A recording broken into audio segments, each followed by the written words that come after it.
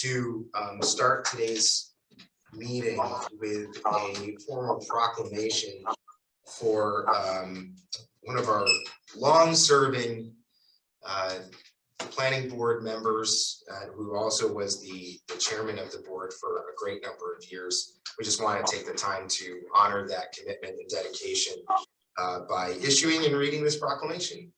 So whereas it is the sense of the town of Ogden to recognize certain individuals that distinguish themselves through their unremitting commitment and preeminence of service to the community, whereas one such individual is Gary Parker, who grew up in the town of Albion, New York, and moved to the town of Ogden in 1989. Gary earned his bachelor's degree in food science at the University of Georgia, and after a career working in the food industry, he retired at the age of 65.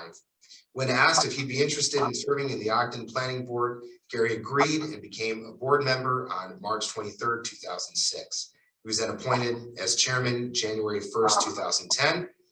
And now with over 16 years on the planning board, Gary has decided to retire.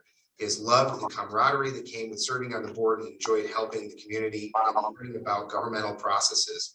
He has always represented the town well. His leadership and experience has been appreciated by all.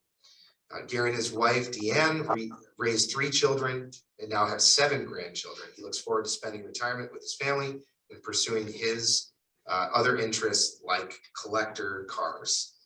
Therefore, the town board, the town of Ogden hereby recognizes Gary Parker for his leadership, insight, and service to the community of the town of Ogden Planning Board.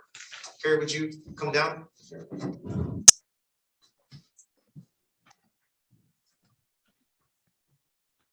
I'd like to ask any of the board members that want to come down, Dan, of course, Noel.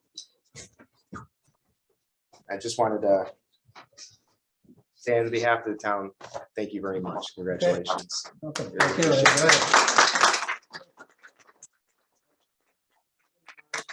Very photo right in front of this. in front of the, yeah. No, You're front and center.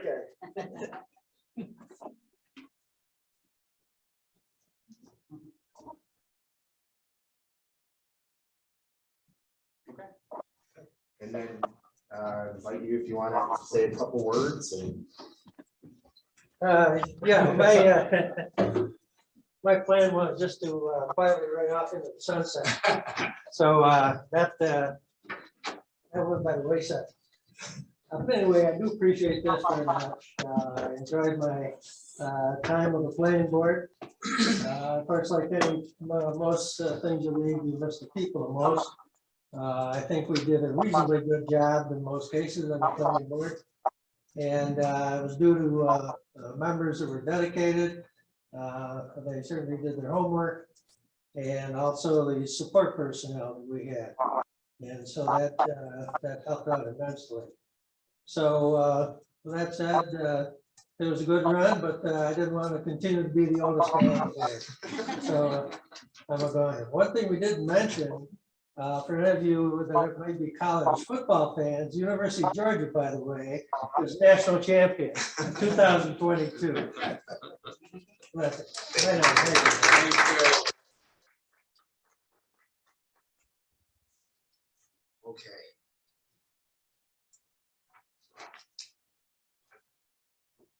And by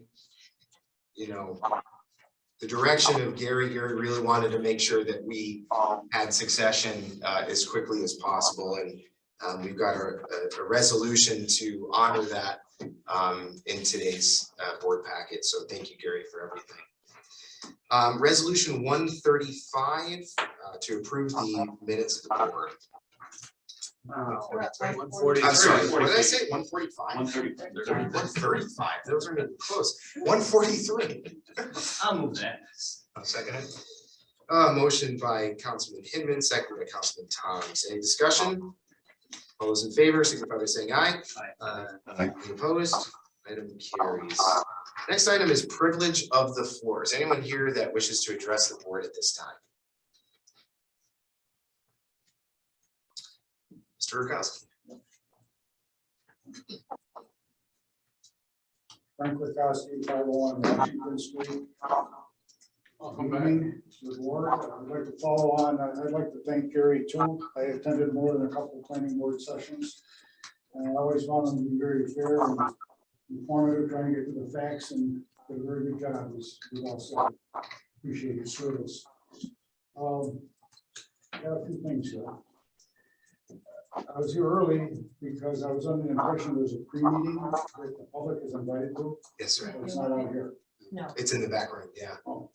And you are invited to that, and you are welcome to attend. Well, I thought it would be out in the public session. We do it at the same spot where we have our work sessions, so that if there's a map or anything, yep, that we have a table there. All right, thank you for clarifying that.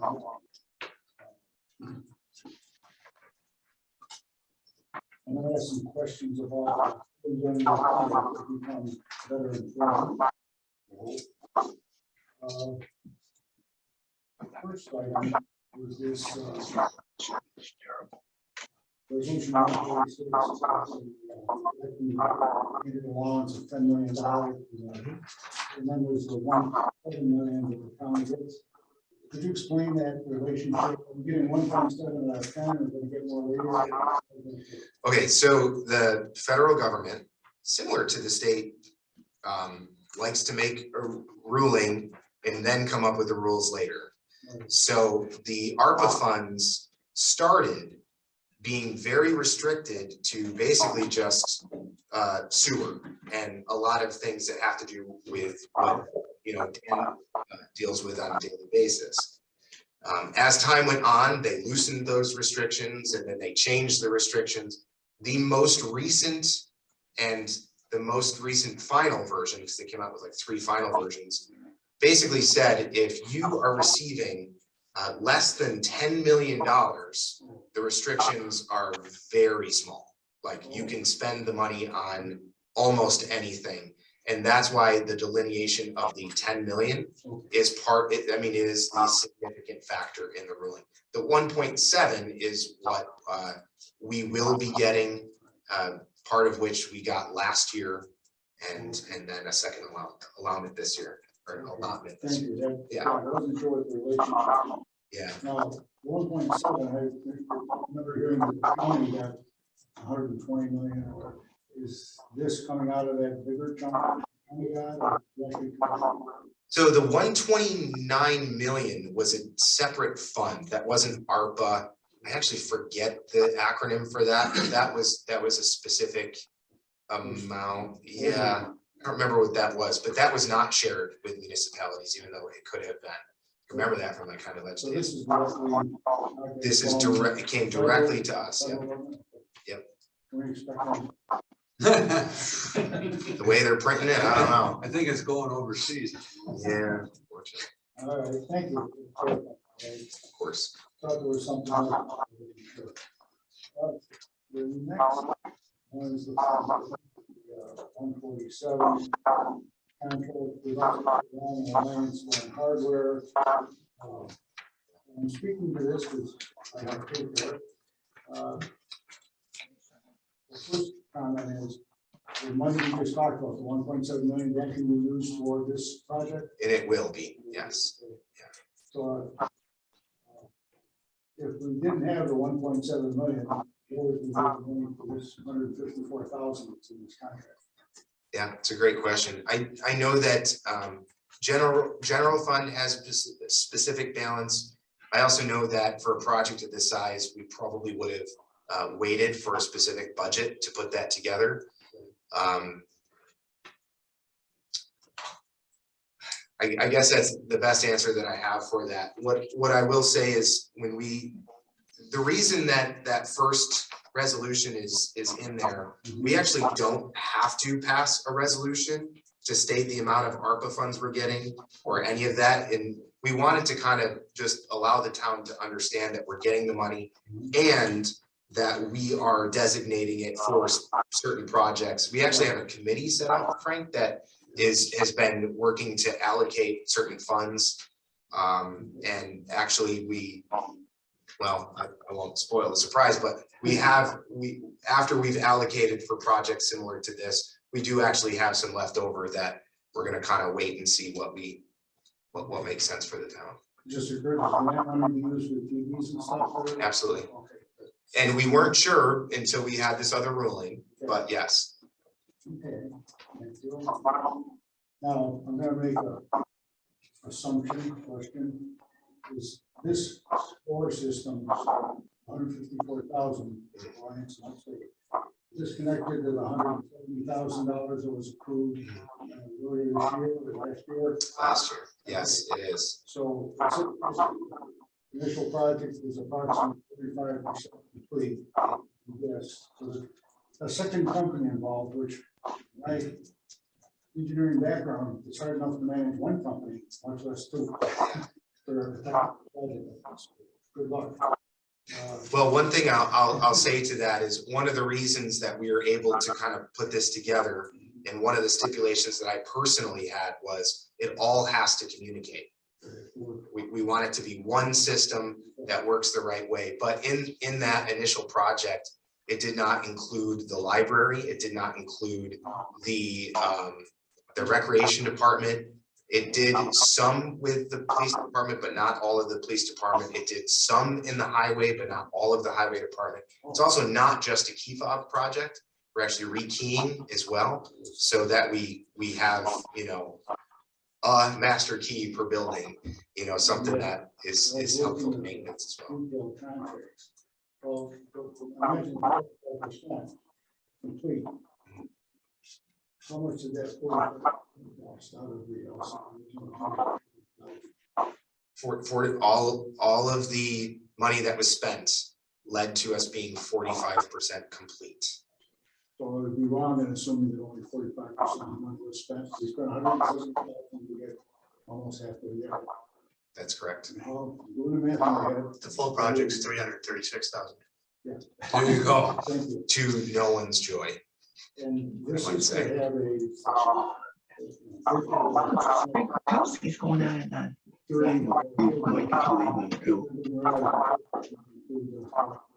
Some other stuff. Right. I said, if we didn't have this other money, why would we be doing this project? Yeah, I think that's a fair question, Frank, and I think that the answer is that last year they knew that they were gonna be having a good chunk of the 1.7 already in hand, Oh, and which they did get. And so now the other half is coming, so they're gonna complete the other half of the project. You're right, if none of this money was coming, even though the security of the building and the system was a good project to have, if you don't have the money, you don't spend it. Or you budget it. was it, I guess I didn't know at the time when this first came up here. That 170,000 wasn't even part of the whole cost. I think a number of us were surprised at how far. There are It things, Frank, really that were went. supposed to be done in my building that weren't done. Right. The system was done when we went through it, Yeah, but the finance director was here. There was things in my building. that were done. Yeah. And there was- And when they went through it more, they found out that the more of the system wasn't put in properly. So the building wasn't any more secure the first time than it is. And will be a more secure building. And the other part that I'll say, and I don't mean to speak ill at all, but I think that could have been alleviated by having a conversation with Dan about what would make his building secure, and that didn't exactly happen. Talking with the parks director, talking with the other people, what would make your building secure? But part of the reason it came up is because we were getting a little bit loose on getting keys back from employees and you know, and so it came a time where we recognized we don't know who has access to this building. And I believe that was the original intent, was to switch to the system where by your phone or by computer, you can turn on and off these key fobs, and give different people access. Have there been any major situations before this, and thefts, break-ins? Let the dog out. I will say though, Frank, that, and I don't know how far I throw this, but part of the reason that the mobile DMVs won't come back is they're saying that there is a safety and security issue. They've had Yeah, That's a whole separate topic. yes, Yeah. it certainly is. Had a meeting last week. All that belongs to it. Thanks, Steve. Okay. What? So there's just going, the fact that when a contract says it's activated.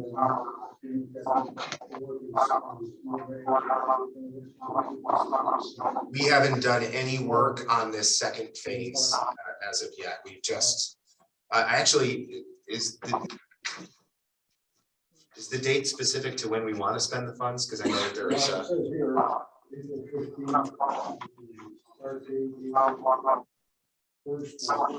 I'm gonna go take the dog out, okay?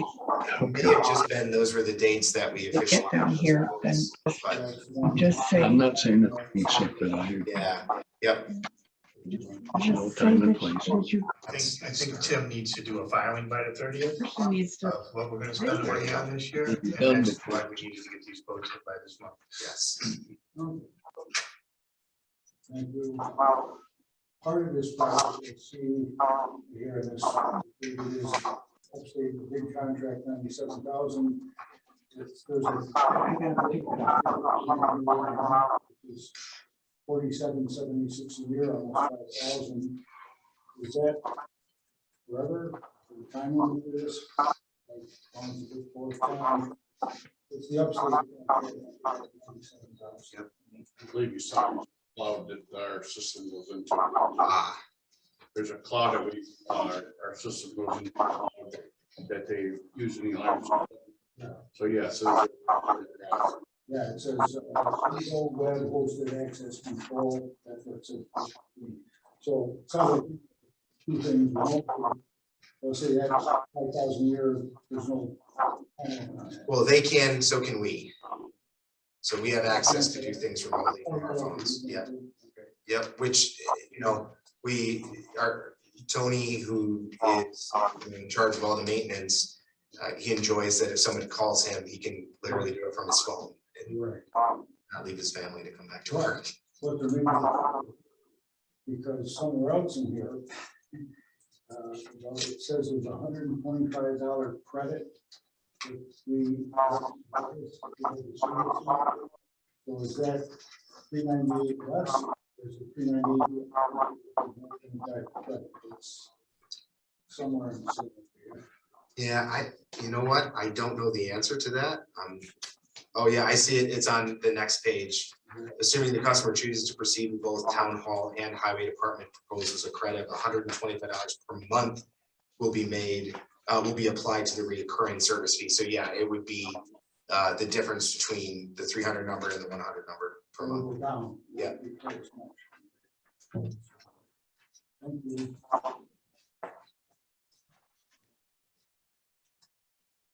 Oh, thank you. My next question was already answered. The total dollars on this is what? 36. Steve is on it. That's a lot of copies. Sure is. Okay, and that one, the next one is the agreement for an appraisal. Yes. And it says at the top of that letter, it's for the item, meeting, Mhm. investigating fees that are needed. Just- that's somewhere in between, is that part of the big source study? It is part of the sewer study. And part of what needs to happen is, you know, it's on private land. And it abuts to two property owners, Oh, one of which has said, yes, you have our permission. And one of which has said, well, talk to me more. And part of that is that we need to come up with a number to say, we would like access to your, to put this in. okay. And we have to, by law, give it an appraised value. They have the easement. Is it for, getting the left? Just opposite, opposite north side of Ogden Heights. Sorry. The north of the 31, Yeah. opposite Ogden Heights. Right, that's what I thought. Yeah. Okay. So, and then, so that's gonna, if it's fun, it'll enable the sort of connect up there with the and all that. It'll enable, I mean, we can't even approach the conversation of putting in a pump station unless we have Right. that, but yes, it will enable us to proceed should the board choose to do So that, then that project will have the additional sewage capacity. to finish Ogden Heights, yeah. It is just for, clarify, it's just for Ogden Heights of right now, if that Correct. sewer goes through there. If anything goes off to any other properties, that's expanding out the sewer district. This is just for Which is a separate Ogden project. Heights to hook to that. So. Correct. Do the answer to that? Does that mean that we are right now? Put in everything. That was the phase one, was to give us a map of what it could service. Right, okay. Yeah, 'cause that's all. Right. Okay. Am I done? Tag team, I love it. I can hardly wait for tomorrow morning. Thank you, I'm a little smarter now. Thank you. Frank. Is there anybody else that wishes to address the board at this time? Okay, seeing none. Other town audits. Seems like we do have a correspondence.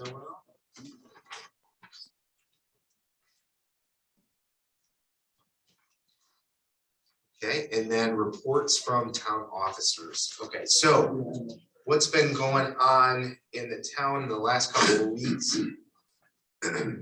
We have started to explore our comprehensive plan. I've talked about it at a bunch of meetings here. And we've also started to explore a bunch of different grant opportunities, some of which are completely not feasible at all, some of which are. One of the grants is part of something called Clean Energies.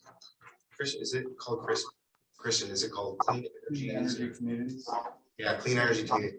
It's a point-based system. If we do this, we get so many points. If we do this, we get more points, and then you're eligible for certain grants. One of the things that I think that was important to a number of residents and people working in town to look at regardless was the ever-changing environment on electric vehicles. And so we've spent some time taking a look at EV, electric vehicle charging stations for here at the town. I know that the village has it. I know that other municipalities have it. And so we started a discussion of what would that look like? And we had a site visit from a company that comes in and not only puts together the project, but helps us with grant opportunities and so forth. From what they were saying, it's 90% grant, up to 90% grant. And so we were just kind of looking, where would that work here? How many would we want? Is this part of a project where we take a look at applying for grants for an actual electric vehicle as we see the need for one of our service vehicles as we transition them out? And so we just started that conversation. We looked at the electrical hookups, you know, the load that is possible between this building and the highway building. And we're waiting for them to come back with a report that we will have a discussion on for sure in a work session in the future.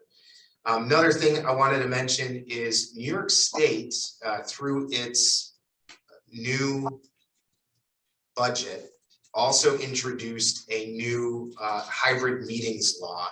Give you the cliff notes.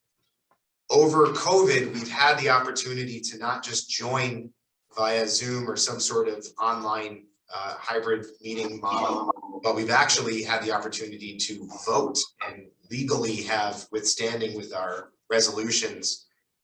That is set to expire. I don't remember the date, but I do know that New York State has now introduced a permanent solution to that. Some of the stipulations, you have to have a live quorum, which means that we would be able to have the meeting anyways. And anybody else that wants to join would have to do so through video conferencing. It would have to be something that was in unexpected, almost an emergency, which I've clarified can mean weather, can mean health, It doesn't mean you're snowbird and spend 3 months in Florida. That's not unexpected. We do have to pass a local law that stipulates the guidelines for that.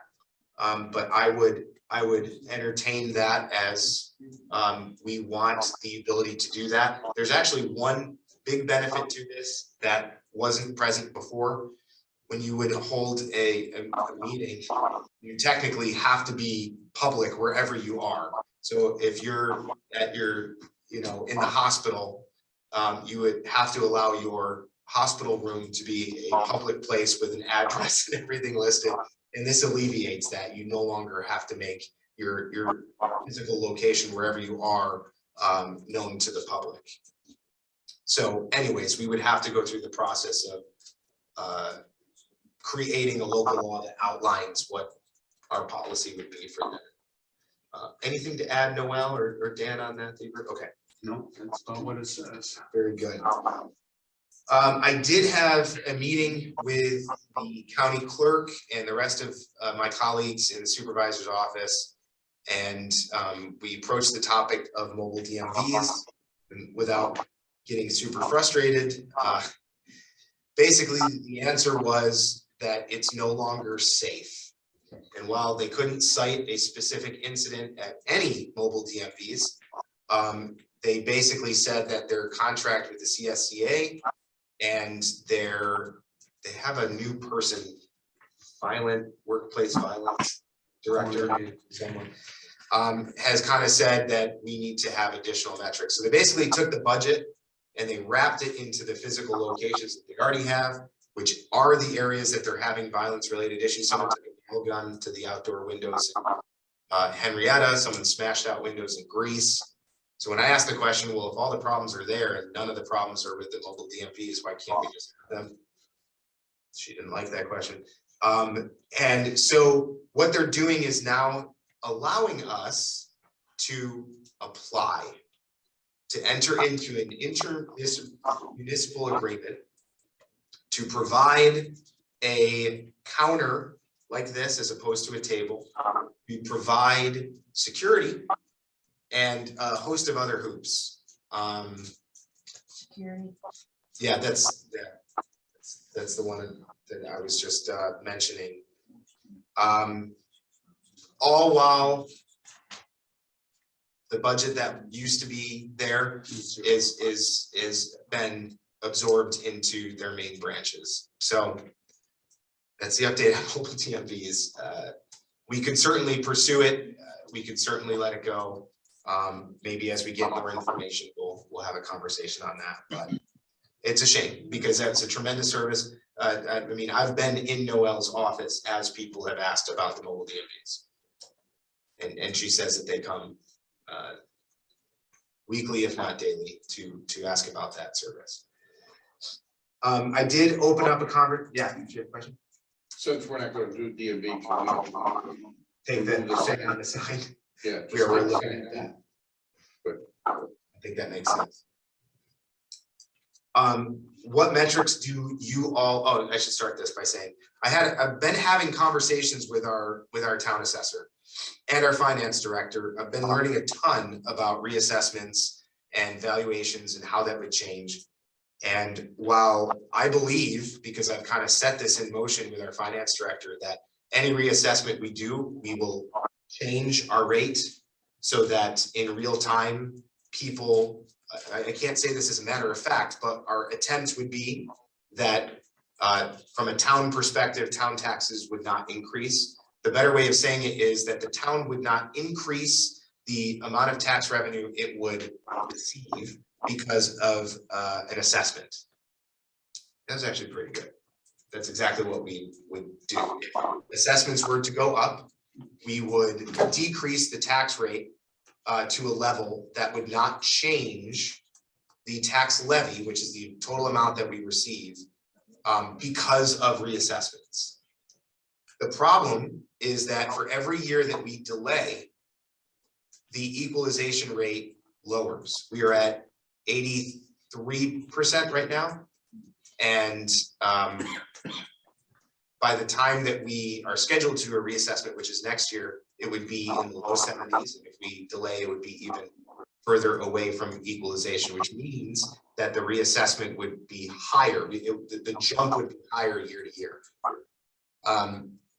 One issue I have is there are no guarantees that the other taxing districts I had that off. clearly, the other districts would do the same. I don't have, and I don't mean this in a negative way, but I don't have full confidence that the largest taxing agency, which would be the school district, would feel similar to us, that they should lower their tax rate to not collect more revenue. I don't know what the fire department would do. I don't know what the ambulance district would do, but I do know that, and I don't know what the county will do. But I do know that if we raise assessments, the town is committed to not increasing the amount that we collect. But I do not have, and none of us have governing authority over the ambulance district, the fire district, the county tax, or the school, which the school is by far the biggest one. So what I'd like to know from all of you are what are some of the metrics that you would like to have the town assessor look at, because we will schedule him for a work session to come in and present these things to us so we can make a decision on whether we do an assessment next year or the year after or never again. I don't think that's an option. I don't think it is either, but Well, I think clearly there needs to be communication, the assessor, us and the public, so we don't run into a situation like going on tonight in Penfield, where they're having an information session at the high school to address the assessments that are going on there. You're right, the further along we go down this, if we leave it, you know, if we're gonna wait till next year to do this, our residents are gonna see, you know, their assessments through the roof. But if, you know, we have a dialogue with our assessor, with the public to just tell them what's going on, and explain, you know, give almost the same explanation that you just did. But, you know, people need to understand, you know, if your assessment's going up, what does that mean for your taxes, and just how you explain that. I think when you put it into that context, people can visualize it, can understand it. yeah, but then therein lies the problem that if the school district doesn't lower the tax rate, if I mean, I think they have to though, because you know, whatever their budget was, their 87 million or something, that's fair. I think that's all they can collect, and they have to levy that over whatever the tax base is. So Yeah. they have to do something very similar. they also have a tax cap of 2%. Or less. Right, but yeah, there are metrics in place to stop that, but it's still, if we go out and say, we're not going to raise taxes, but people see their tax bill go up, they're gonna come straight to us. Absolutely. Which, and it's confusing. I mean, it's not a. That's why we simple just thing. need to be ready Yeah, to explain. to Aaron's point, I think we need to publish multiple times, probably the same article. Or Yeah. spins on the same article of what's gonna happen. 100%. Yeah, I think if we get ahead of this and publish it before, Start doing it soon. just to prepare the public, saying, listen, we've been telling you this for months, you know? So it's a lot of it's on your hand, and we need to publish that, we need to let the people know what's going on, and we're trying to do the best we can. Okay, But if we say nothing, and then all of a sudden, we drop it on them, then Yeah. that's gonna be our fault. It'd be on the news, like the Yes. Post said. yeah, she's having it done. Yep. And it wasn't her decision.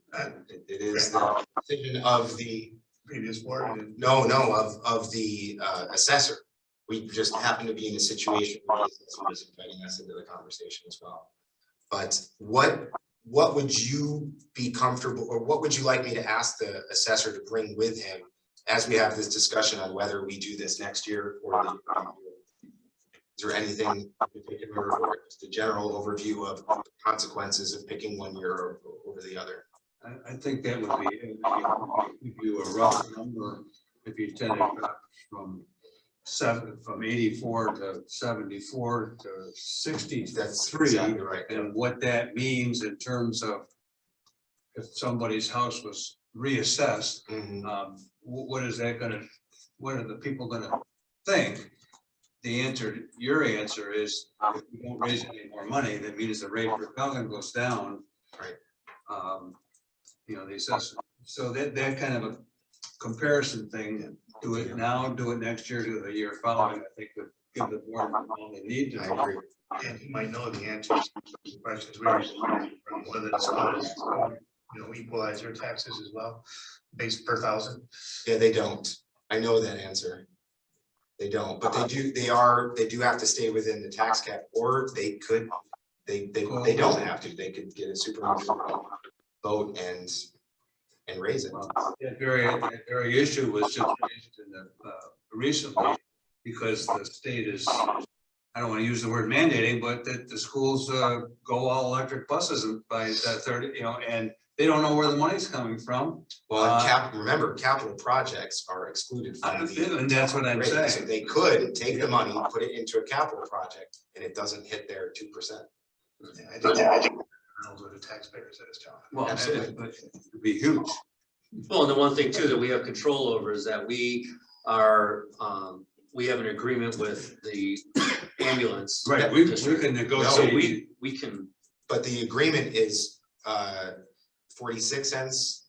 Is that what it is? This year, Yeah. Oh, I see what you're saying. I see what you're saying. it's up this year. Anything that has a fixed amount will change as assessments increase. So like the fire district is, what it is. If your house increases 30%, which is what the projection is, you will be giving more money to I don't want to pick on the fire department, but any of them, even the ambulance district at 46 cents per thousand, they will be collecting more money just because, even if they don't touch the rate. Yeah. So we would almost be asking those people to lower their tax rates. Well, I think the ambulance is an exception, because Right. we We have a get to set contract. that. we said it, the fire district, and I believe they've raised 1 or 2 cents, I think is what, I think it was a half. something like I that. think it was a 0.5%. Yeah. But do you see my point though? Like your tax bill will go up if you're reassessed. Because that rate will have not changed unless the fire district decides to lower the tax rate, or unless the You town, just the use county. easy numbers. If your house is assessed for $1,000 and that tax rate is $7 or whatever it is today, and your house now gets reassessed to 150, you're still gonna pay that $7 on that 50,000. Yep. Yeah. Right, well, that much more. Again, communication, we need Yeah. to have the assessor in here. Great. And then even maybe after that, to avoid sticker shock, just an informational public forum kind of a thing. Absolutely. Probably in the fall after people are done with their summer. Yeah. We have one. I'll allow it under my report, Frank. Just be nice. Thank you, Mike. Thank you for passing. Suggestions, the school district is the big issue. It sounds, that if this board took the initiative that it's talking about and was able to educate the public with some simple charts showing the relationship between tax rates and assessments and all that, you have an informed public and the school board does what you think it might do, they might go there and say, wait a minute, the town's doing this. Why are, Yeah, and that's an opportunity. absolutely, and I will say for the record, I do plan on sitting down with each taxing district to also explain that. I don't want to throw anybody under the bus, but I'm certainly not of the, mind to take blame for other people not doing their You fiduciary. can lead the way and educate them. Thanks, Frank. You start with the coffee table and I get I'll try to do the educated. rest. Okay, great. Also, we took some time to try to start, speaking of communication, Christian and I have been taking some time to really take a look at some new communication tools. There's a new system that we're looking at implementing in town called Tyler. Is that what it's called? Tyler Technologies. And it's really a finance program, but there's other things that can be done like payroll and that sort. They actually have a really fantastic app that can be used. It's actually really, really slick. I don't think that we're at the level to implement that. It's about $6,000 a year. I don't know how well it would be utilized, but it would basically be like the website in an app with really great communications that can be pulled out. So there's that. The next thing is we took a look at, it's called Text My Gov. We had a Zoom call with them where it's basically a text message service that, and we could choose how frequently this is, if we want to use it just for emergencies or if we actually want to communicate that way. And then the other way, and we've started the process of gathering some information here, is to just set up like a MailChimp where people can sign up and just receive communication that doesn't have to be an emergency communication. That actually is free. But I wanted to kind of open that up if anybody hears of additional ways of doing it. If anyone has a thought, like, yeah, I would love for us to invest in an app for the town, or yes, I think that direct communication through text would be great. I think we're going to do MailChimp regardless, just because it's free and people will be actively signing up. We're not spamming them or anything. It's free up to a certain amount, Yeah. number of emails.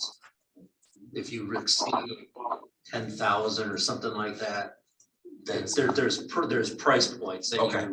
you have to go through. I mean, the initial kind of, here I have 40 emails or 100 emails. I think that's free. That's the free part. Okay. But then anything above a certain amount, you'd have to look it up, but Okay.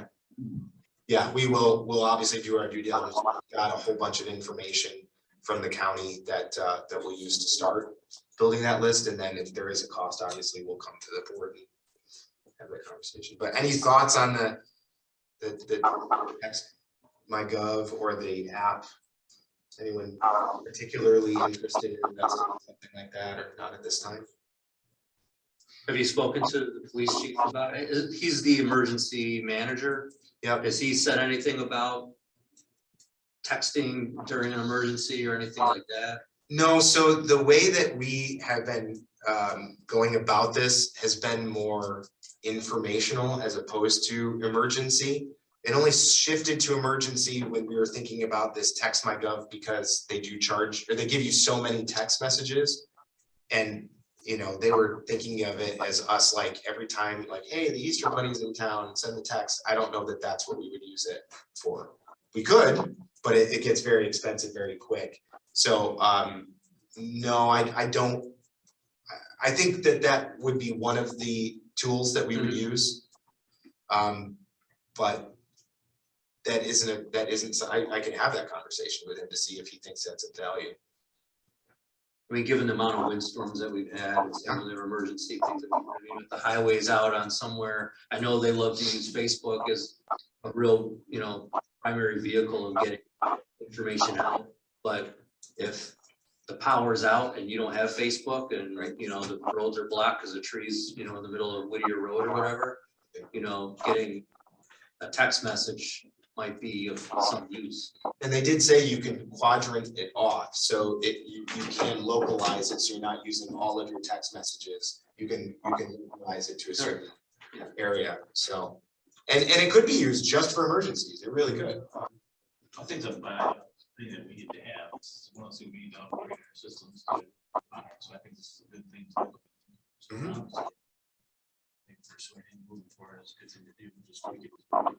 Well, would you like me to consider and look at either the app or text as far as like a final cost value? And I think that would be important just to get a, Was this part of the financial package that Tim's been talking about? So no, the app is in addition to that. The app itself is 6,000. Text My Gov is a completely separate company, obviously a separate service. They did say that it would probably end up being a little bit under that, but they kind of alluded to it being a similar cost for the texting.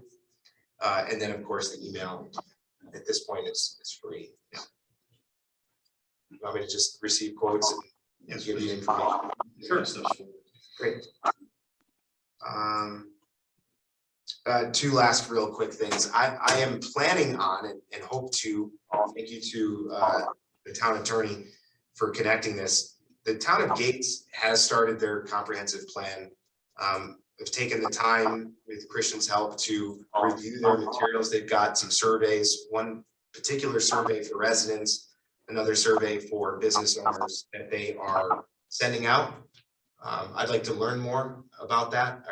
I'm sure they're not mailing them to every resident. But they are having a platform at the Gates Library on Saturday, this Saturday. I should be able to get to the second half of that. And again, thanks for the connection. Gonna start talking with them a little bit more about that. We did receive a lot of information about a grant that's possible for the comprehensive plan, but the hoops are significant and may not make sense.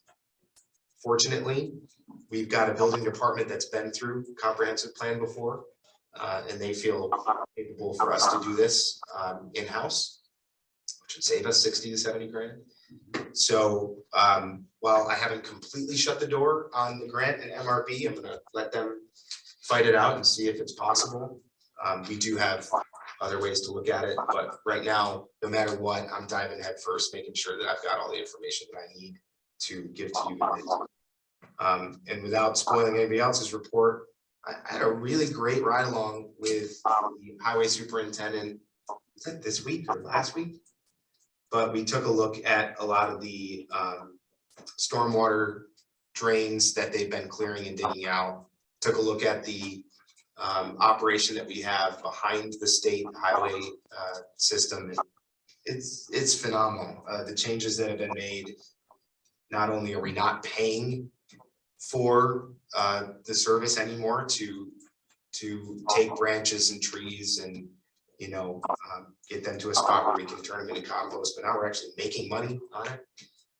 It's just a really, really well run execution of the way that we're approaching this. And some of these stormwater drains haven't been cleared in 20 years longer, and they look phenomenal. I was really thank you, Dan, for really just showing that to me. I appreciate that a lot. Okay. I'm done, Noel. Thank you for taking it. It's like goes on every 2 weeks. Good thing Sarah's not around. Councilman Baker. You said it all. Thank you, Noel. Thank you, Aaron. Anything? I'm good. Councilman Hinman. Yeah, I just had this week, I had the opportunity to meet with the building inspector and our assistant building inspector, just to go over things we've been discussing as far as looking at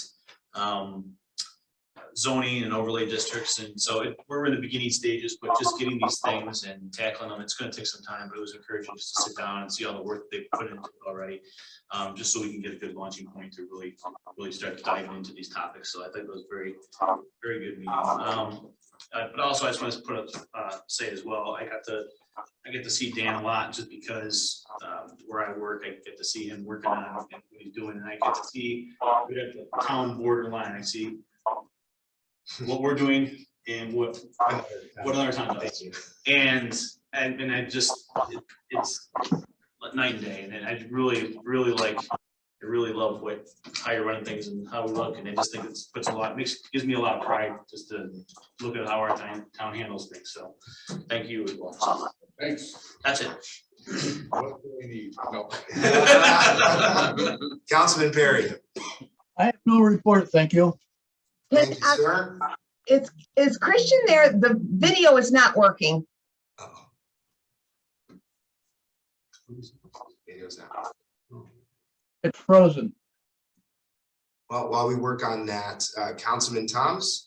Yeah, just to follow up on a lot of the previous conversation around the ARPA funds. There are quite a few projects that we outlined as being part of the initial spend. And the big chunk of that obviously is the fob system, the existing 176 and the new systems for the highway and the final for the rest of the buildings and what we've already discussed. Along with that, the sewer camera that we approved a couple of sessions ago, generators for some of the pump stations that we've also approved. The town office septic repair, I'm things not like going that to are reject. all in this Once we're done with this, I'm done. initial spend that Tim's gonna be filing on the 30th. So very good. All important things that we've already discussed, and we can get under this. And we could spread this out over until 2024. Right. So, Right. Very good. Mr. Wolf. Today we had our show at the town. at the highway department, we received a check for $8,000 for them having their show over there. That was kind of nice for us to receive. We're working on some more off the road drainage. We will be putting our trucks inside tomorrow and taking the snowplow equipment off, and probably by Monday, we'll be right back into our road work projects that we'll be starting this year with Joel and Stone. And we went out and checked a couple county jobs last week, met the county out there. And we'll be starting them in a couple weeks too, the county jobs of Highland Park and Ling Road and Town of Greece will be paving that, milling and paving there. We got quite a bit of county work that we're going to start pretty soon. Very good. Really. We are still busy collecting taxes. Wrapping up the final week here. We are in the process of receiving some new furniture in our office, so things have been a little crazy this week. Shout out to Tony and his guys for helping us get that all ready. It's been a huge project. They've been doing a great job. Just got back from Albany late last night. I didn't have a chance to provide the updates, but I will provide all that information when I get an office back. Very good. Mr. Shum? No report. Very good.